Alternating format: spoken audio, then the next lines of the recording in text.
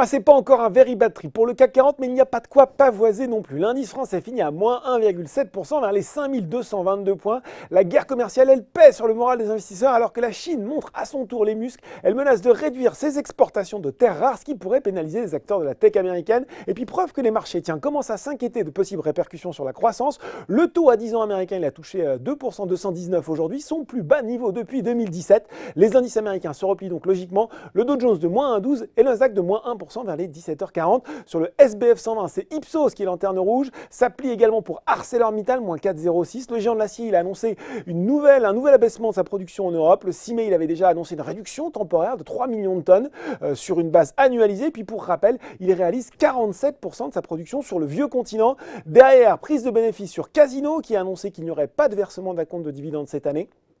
Standard & Poor's a par ailleurs abaissé de 2 crans à B la note du groupe de distribution.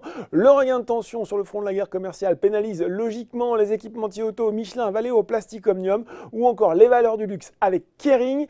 Elior non plus n'était pas dans son assiette lors de la publication de ses semestriels. Le groupe a abaissé ses prévisions, tablant désormais sur une croissance organique en recul de 1% sur l'exercice en cours contre une progression supérieure à 1% annoncée auparavant.